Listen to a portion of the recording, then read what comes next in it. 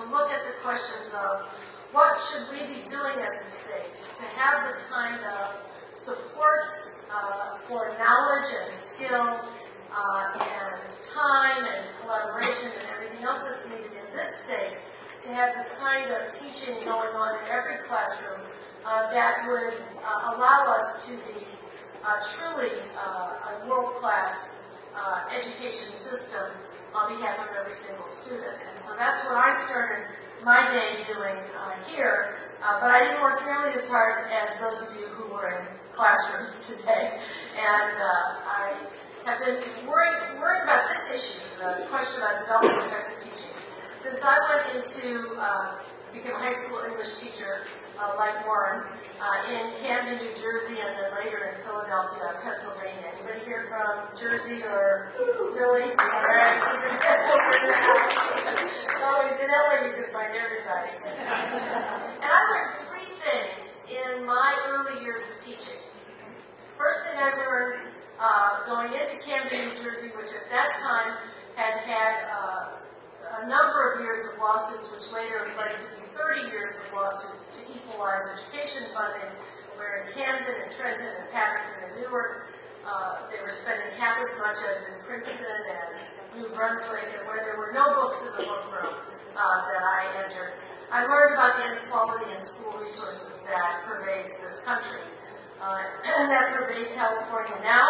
We spend half as much in this state as states like New Jersey does today, because they have since raised and equalized funding in states like Vermont. And in this state, which is thought to be an equalized state, if you take out the top 5% of districts, there is still a 4-to-1 ratio between the spending of high and low spending districts in this state.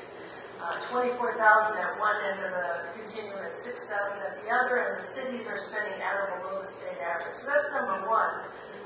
One thing I learned was that inequality frames the work in ways that in the classroom you don't see unless you get access to this kind of policy framework.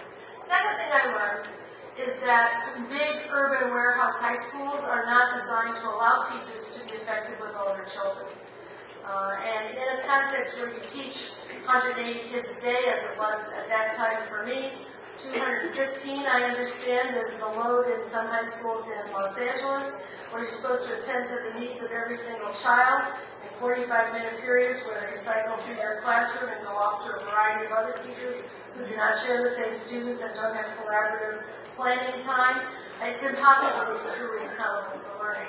The structure is set up to make it hard to teach and care as effectively for kids as all of us as teachers want to do. And the third thing I learned in those early years was that I was underprepared for my work as a high school English teacher. I did not know how to teach the kids in my 12th grade classroom who did not yet know how to read.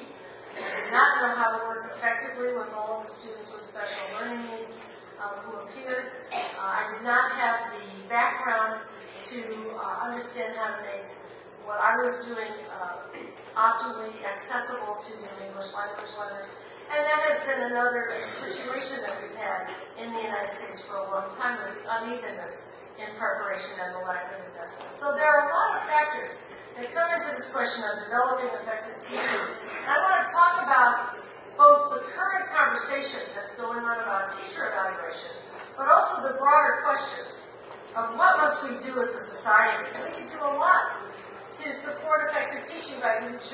every teacher has the opportunity to go through programs that are designed in that way, and that's what other countries and some other states have done.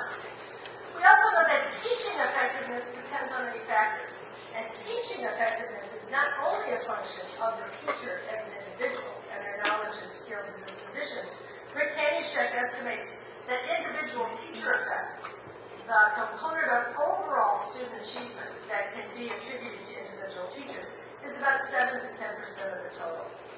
What else is in there? There's student availability for learning, their prior learning, their attendance, health, home context, summer learning opportunities. In fact, summer learning loss is a particularly big component of achievement. There's a recent study that found that of the difference in achievement between ninth graders who are wealthy, affluent kids, and low-income students, a third of that difference is present at kindergarten, if it has the differential access to early learning and preschool. And 2/3 of that difference occurs because of summer learning loss. Affluent students gain achievement during the summer as they gain enrichment experiences of various kinds, and low-income students lose achievement during the summer as they don't get those enrichment experiences. And so what you have is that teachers are actually about equally effective in moving kids' achievement during the school year. But every summer, the gap gets a little bigger as the summer learning loss kicks in.